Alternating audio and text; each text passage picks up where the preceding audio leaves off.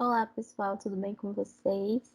Eu sou a Maria Vitória e, junto com a Natasha, a gente vai dar 2 aulas para vocês sobre interação gênica e herança quantitativa.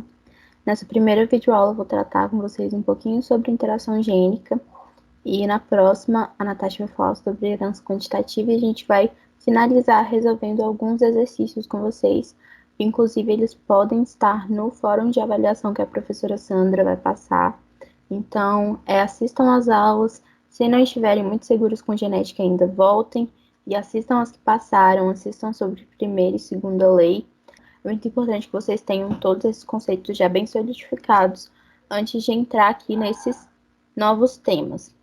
Mas hoje a gente finalmente vai finalizar a genética, tá? Esses dois são os últimos temas desse estudo para que a gente consiga passar para o tema de evolução. Então, para começar, né, o que é a interação gênica?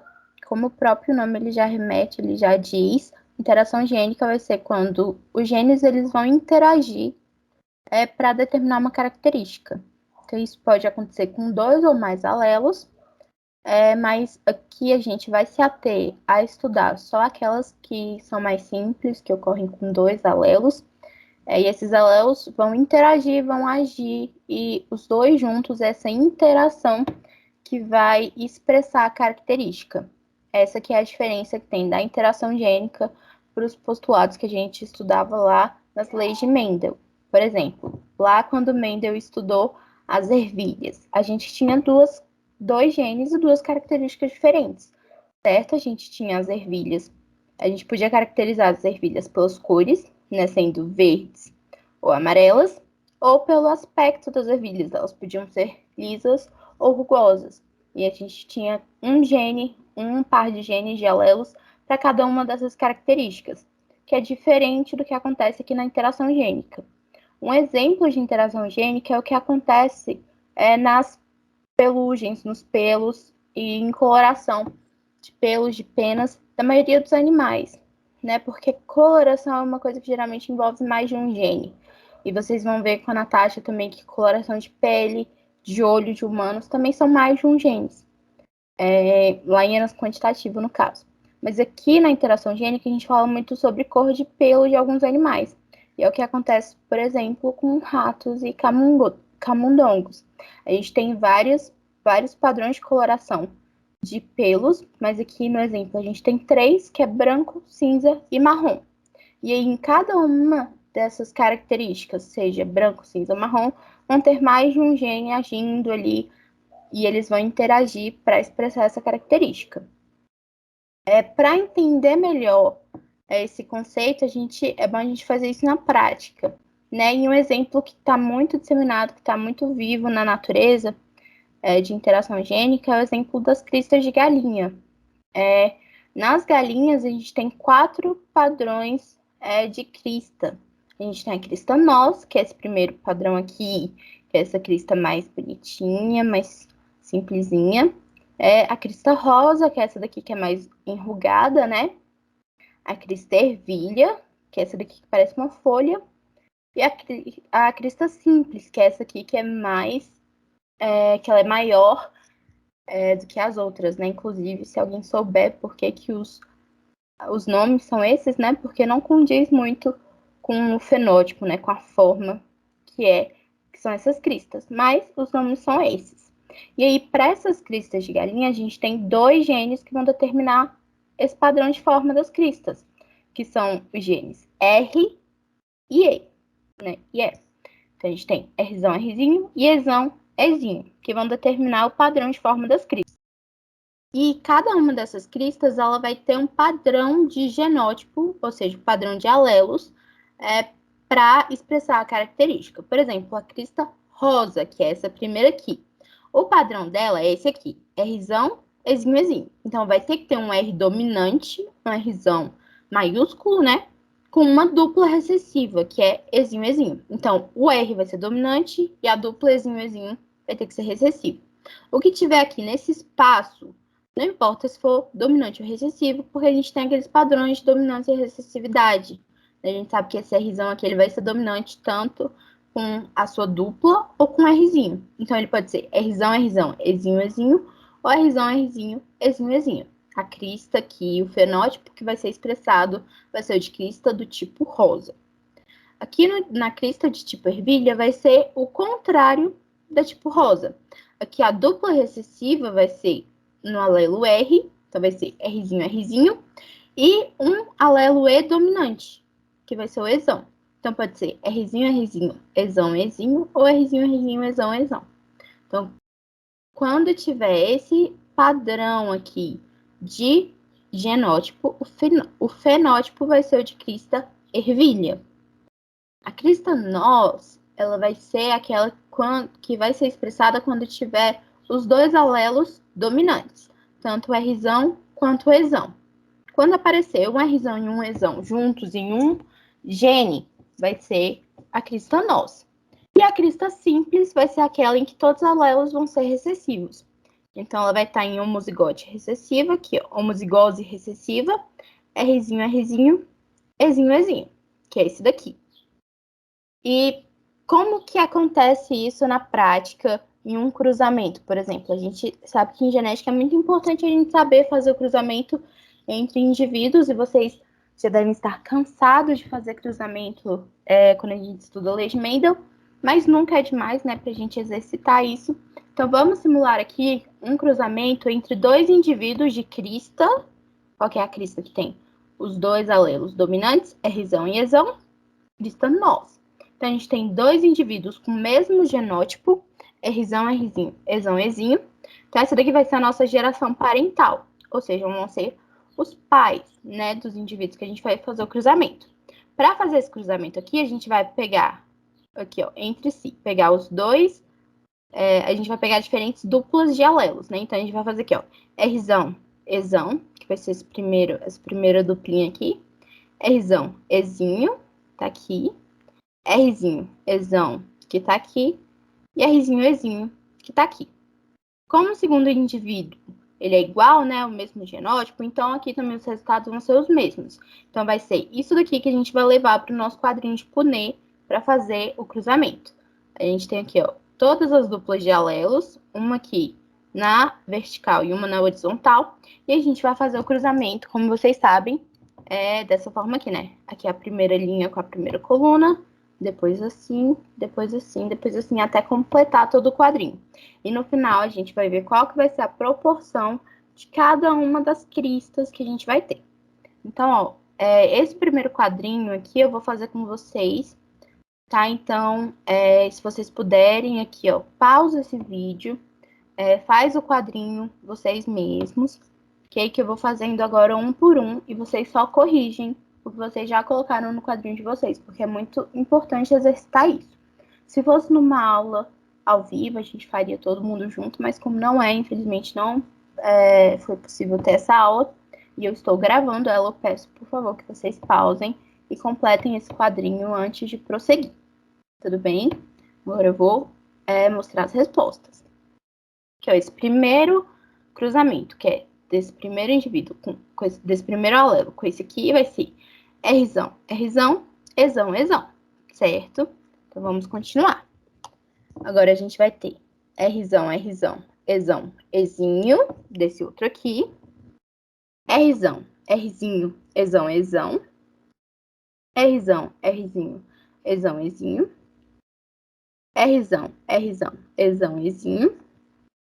Rzão, Rzão, Ezinho, Ezinho. Rzão, Rzinho, Ezinho, Ezão, Ezinho.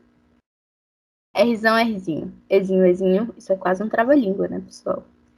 Rzão, Rzinho, Ezão, Ezão. Rzão, Rzinho, Ezão, Ezinho. Rzinho, Rzinho, Ezão, Ezão. Rzinho, Rzinho, Ezão, Ezinho. Rzão, Rzinho, Ezão, Ezinho. Rzão, Rzinho, Ezinho, Ezinho. Rzinho, Rzinho, Ezão, Ezinho.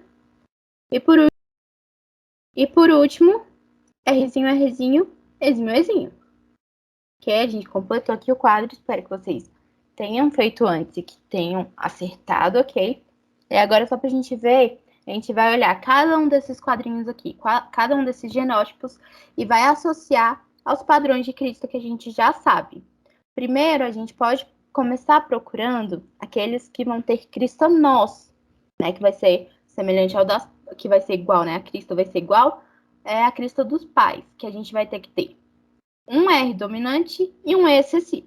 E um E também dominante. Então vai ter que ter pelo menos um Rzão e um Ezão, que é o exemplo, por exemplo, dessa primeira. Então a gente vai ter uma, duas, três, quatro, cinco, aqui.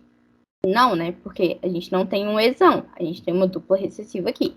Então esse daqui não vai ser cristanós. Então, Rzão, Ezão. 1, 2, 3, 4, 6. Aqui também não. 7, 8. Não, não. 9. Não, não e não. Então, vão ser 9 indivíduos com crista rosa. Perdão. Então, vão ser 9 indivíduos com crista nós. Agora, para crista rosa. Vamos procurar aqui. Lembrando que crista rosa é aquela que vai ter um R dominante, Rzão, e uma dupla Ezinho, Ezinho, recessivos. Então, a gente tem que procurar aqui, ó. Tem um aqui, Ezinho, Ezinho, com Rzão. Rosa. Então, vai 1, aqui, 2, e aqui, 3. Então, são 3 indivíduos de crista rosa. A gente pode procurar também de crista ervilha, que vai ser ao contrário. Então, vai ser uma dupla Rzinho, Rzinho recessivo e um alelo E dominante. Então, tem aqui, ó, Rzinho, Rzinho, Ezão, Rzinho, Rzinho, Ezão, Rzinho, Rzinho, Ezão. Então, esses 3 aqui vão ser crista ervilha. Então, são 3 indivíduos. E o indivíduo vai ter a crista simples, que é o de homozigose. É recessiva, Rzinho, Rzinho, Ezinho, Ezinho. Então, para a gente fazer a proporção, a gente faz. São 9 indivíduos de crista nós para 3 indivíduos de crista rosa, para 3 indivíduos de crista ervilha e um indivíduo de crista simples. Então, a proporção vai ser 9 para 3, para 3, para 1. A gente observa que aqui essa proporção, ela tá igualzinha à proporção que a gente tem quando a gente está vendo lá os cruzamentos da segunda lei de Mendel, né? Para vocês verem que isso daqui é uma extensão, é como se fosse uma extensão da segunda lei. Então, a interação gênica geralmente respeita essa proporção. Geralmente, a proporção que vai dar vai ser de 9 para 3 para 3 para 1.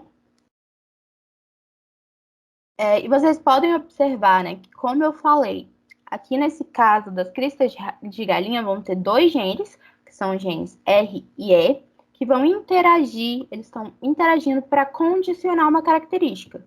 E essa característica vai ser o formato da crista dessas galinhas, né? Então, a interação gênica entre os diferentes pares de alelos que vai condicionar essa característica, vai expressar essa característica.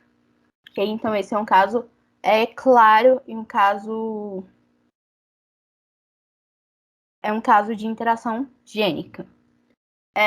Porém, na interação gênica, dentro da interação gênica, tem um caso especial que acontece quando os alelos de um gene eles vão impedir, inibir a expressão, a manifestação de outros genes. Isso daí a gente chama de epistasia. Então, na epistasia, a interação que vai ter entre esses alelos, porque é uma interação gênica, não vai ser uma interação harmônica, né? Podemos dizer que é o que acontece lá nos casos normais, a gente chama de interações gênicas não epistásicas, que é o que a gente viu nas crestas de galinha, em que as duas características vão interagir e as duas vão expressar. No caso da epistasia, essa interação vai ocorrer em que quando um alelo ele vai impedir a inibição do outro, ou ele vai impedir a expressão do outro. Então, tem a interação entre 2 alelos, mas só um deles vai ser expressado, não vão ser os 2. A gente tem nomenclaturas específicas para esses alelos, e a gente chama de alelo epistático, aquele que vai exercer a ação inibitória, ou seja, aquele que vai inibir, que vai impedir a expressão do outro, e de alelo hipostático, que vai sofrer a ação inibitória, que vai ser impedido, que vai ser inibido. Então, a gente vai ver isso na prática já já, quando a gente vê os 3 tipos de epistasia, né? Que a gente tem epistasia dominante, recessiva e recessiva dupla. Agora aqui, ó, começando com a epistasia dominante. Epistasia dominante, como o próprio nome também diz, é quando o alelo dominante, o que a gente expressa como letra maiúscula, ele é o alelo epistático, ou seja, o alelo que vai inibir o outro. Então, um exemplo de epistasia dominante é o que acontece na cor de penugem das galinhas. É diferente do que a gente viu na crista. Aqui a gente não tá, a característica que a gente está analisando não é a crista das galinhas. A gente está analisando a coloração da pena, ok? Então, ó, na coloração da pena de galinhas, a gente tem 2 alelos que vão interagir, que vai ser o alelo C e o alelo I, ok? Então, o alelo C, o alelo Czão, né? Dominante, ele vai condicionar a pigmentação. Ou seja, ele vai expressar a cor. Então, a galinha vai ter penas coloridas, se ela tiver Czão, Czão e Czão, Czinho. Então, as penas vão ser coloridas. Ainda no alelo C, se esse alelo for um homozgoto recessivo, ou seja, Czinho, Czinho, as penas elas não vão ter pigmentação, não vai ter deposição de pigmento, de coloração nas penas, e elas vão ter penas brancas. Eu sei que aqui na imagem essa galinha tá com uma pena meio amarelada, mas aqui, ó, ela tá com menos pigmentação do que essa outra galinha, então tá valendo. Então, caso tenha o alelo Czinho, Czinho, essa pena já vai ser sem pigmentação por natureza, então vão ser penas brancas.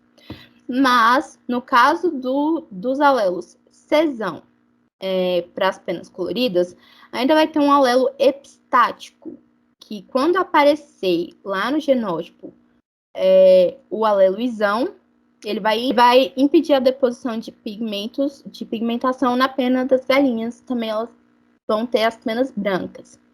Então, ó, um resumo, a gente tem 2 situações possíveis. Se a galinha vier com alelo Czão, acompanhado do Izinho, Izinho, vai ter penas coloridas. Então, a pigmentação ela vai ser condicionada, ela vai ser expressada e as penas vão vir coloridas. Mas, tanto se tiver o Czinho, Czinho, que vai ser o alelo que vai não ter pigmentação naturalmente, ou se tiver o alelo Izão, que vai impedir a deposição de pigmento, as penas vão ser brancas. Então, ó, só para a gente fazer aqui também mais um exemplo real.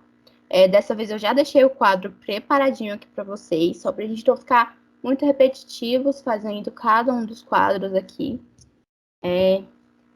Mas aí a gente vai fazer mais ou menos da mesma forma que a gente fez lá na questão das cristas de galinha.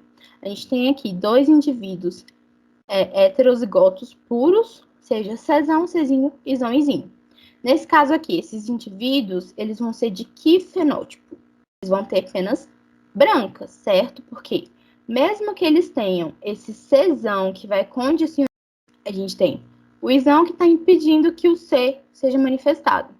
Então aqui, ó, a gente vai fazer também, para formar o quadro, a gente faz o cruzamento entre os dois, a geração parental, e a gente faz aqui, Czão com Izão, Czão, Izão, Czão com Izinho, Czão, Izinho, Czinho com Izão, Czinho, Izão, e Czinho com Izinho, Czinho, Izinho. São os mesmos genótipos para ambos os pais, então a gente usa esses 4 alelos nesses espaços aqui no quadro. E lembrando, Czão, penas coloridas, Czinho, Czinho, penas brancas, o Izão é o alelo epistático, todas as vezes que ele aparecer no quadro, as penas serão brancas. Então, a gente vai ver aqui, ó, essa pena aqui, branca, né, porque tem um gene Izão. Então, branca, 1, 2, 3, 4, 5, e aqui tem Izinho, Izinho. Não tem Izão, então passa. 6, 7, 8, 9, 10, 11, 12. E além disso, se tiver Czinho, Czinho, Izinho, Izinho, também vai ser branco, que é o caso desse último. Então, são 3 indivíduos de coloração branca. E aqui, nesse quadro aqui, quais são aqueles que vão ter penas coloridas? Vão ser aqueles que têm o Czão e o Izinho, Izinho, porque o Izinho, Izinho vai permitir que tenha a pigmentação. Então, a gente tem aqui, ó, Izinho, Ezinho com Czão, penas coloridas. 1, 2, 3. Então, a proporção final aqui vão ser 3 indivíduos de penas brancas para 3 indivíduos de penas coloridas.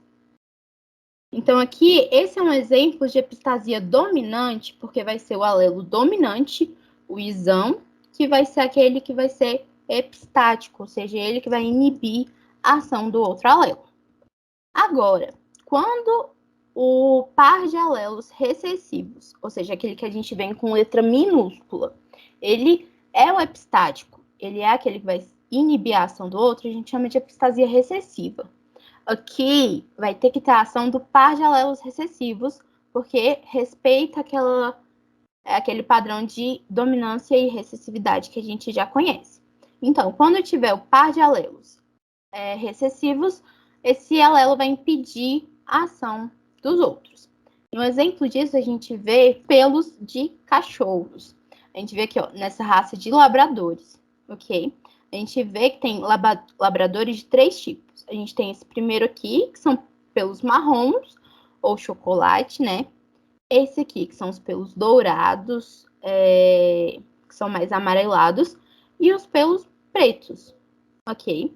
Então, a gente vai ter 2 alelos que vão interagir aqui nessa manifestação de cores. O alelo Bzão, o B dominante, ele vai condicionar os pelos pretos.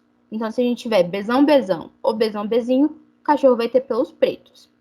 E quando tiver aqui, ó, a dupla recessiva Bzinho, Bzinho, os pelos vão ser marrons. Ok? E o alelo que vai condicionar a manifestação ou inibição da cor vai ser o alelo E. Então, quando o alelo ele tiver dominante, se for o exão, exão ou exão, exinho, a cor vai ser manifestada normalmente. Mas, se tiver a dupla recessiva, exinho, exinho, a cor vai ser inibida.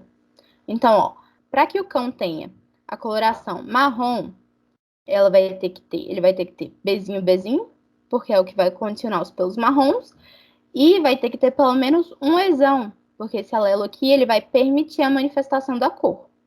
Então, se for Bzinho, Bzinho, exão, alguma coisa, esse cachorro vai ser marrom. Agora, o preto ele vai ter que ter os dois, pelo menos 2 alelos dominantes, pelo menos o Bzão e o exão. Ok? Então, vai ser Bzão alguma coisa, exão alguma coisa, vai ter o pelo preto. E para ter o pelo dourado ou amarelado, a gente vai ter que ter necessariamente a dupla exinho-exinho. Não importa o que tiver de alelo B. Se tiver o alelo exinho-exinho, o cão vai ser dourado. Então, a gente também vai fazer aqui um cruzamento rapidão entre 2 indivíduos de pelos pretos, né? Porque a gente tem os 2 alelos dominantes, o Bzão e o exão. Os 2 indivíduos de pelos pretos, aqui vocês já sabem, né? A gente faz aqui o cruzamento entre os parentes primeiro, e a gente pega essas 4 duplas de alelos e faz o cruzamento no quadro de Punnett. Então, aqui, ó, sempre que tiver um Bzão acompanhado de um exão, vai ser o preto, porque o exão ele vai permitir a cor. Se tiver um Bzinho, Bzinho, também com exão, que vai permitir a cor, vai vir marrom. E se tiver exinho, exinho, vai ser dourado. Então, aqui, ó, vamos ver cada um por um. Aqui, ó, a gente tem Bzão, exão, preto. Um preto, Bzão, exão. 2, 3, 4, 5. Aqui? Não, né? Então, aqui, ó. 6, 7, 8. E aqui?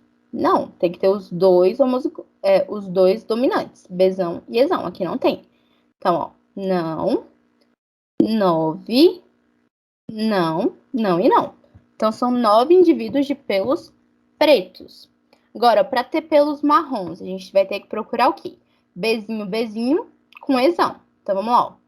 Bzinho, Bzinho com exão. 1. Bzinho, Bzinho com exão. 2. Bzinho, Bzinho com exão. 3. Ok, então, são esses 3 aqui, que são os cachorros, os cães labradores, que vão ter a pelagem. Enfim, vão ter os pelos marrons. E por último, a gente vai procurar qualquer um dos genótipos que tenham exinho, porque ele vai inibir a pigmentação e os pelos vão vir dourados. Então, a gente tem aqui, ó, 1, exinho, 2, 3, 4. Então, são 4 indivíduos de pelos dourados. Porém, uma coisa muito interessante que acontece aqui nos pelos de labradores é que esses dois alelos, o Bzão e o Ezão, eles vão continuar a pigmentação somente dos pelos. Então, se a gente voltar aqui, por exemplo, vocês veem ó, que os cachorros eles têm focinhos de cores diferentes, certo? A gente tem aqui, ó, esse daqui tem focinho preto e esses dois têm focinho marrom. Por que isso acontece? Porque mesmo que a deposição nos pelos esteja sendo inibida pelo exinho, a deposição no focinho ainda ocorre. Então, os labradores dourados, eles vão poder ter tanto os focinhos pretos quanto os focinhos marrons. E quando que vai ser cada um? Aí vai depender do B que vai estar associado. Se tiver o Bzão, o focinho deles vai ser preto, porque vai ser o pigmento que vai ser condicionado, que vai ser manifestado.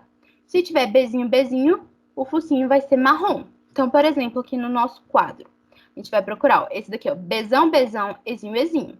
O Bzão, ele vai ser de pigmento preto. Então, esse cachorro aqui, esse labrador, vai ser dourado com focinho preto.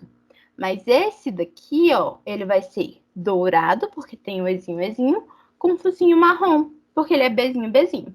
Então, necessariamente, esse labrador que a gente vê aqui, que ele tem um focinho marrom e ele é dourado, ele necessariamente vai ter o genótipo Bzinho, da cor marrom, Ezinho, da inibição de cor nos pelos. E o último exemplo de epistasia é a epistasia recessiva dupla. A epistasia recessiva dupla ocorre quando os pares de alelos recessivos dos dois genes são epistáticos. Ou seja, a gente tem dois genes, né? A gente tem, por exemplo, aqui nesse exemplo, o A e o B. E não pode ter alelo recessivo, a dupla recessiva em nenhum dos dois genes. É diferente do que aconteceu aqui nos cachorros, que a gente poderia ter o Bzinho recessivo, não teria problema, ainda ia ter a condição de cor. O alelo epistático aqui, no caso, é o Ezinho, esse que não pode ter. No caso de epistasia recessiva dupla, nenhum dos dois alelos, nenhum dos dois pares de genes pode ter a dupla recessiva, né? A dupla homozigose recessiva. Um exemplo de epistasia recessiva dupla que a gente tem é o da nossa audição. Por quê? Aqui, ó, nessa imagem a gente vê só um pedaço que a gente tem em todo o nosso sistema auditivo.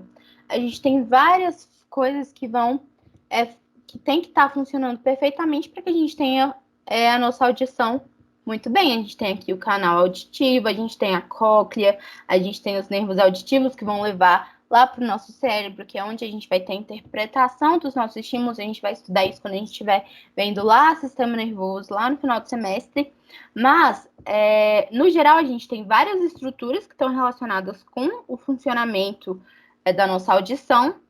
E se a gente tiver alguma malformação em qualquer uma dessas estruturas, a gente não escuta direito, porque isso daqui é uma cadeia, né? Então, vai depender, tudo depende do funcionamento de todas as partes.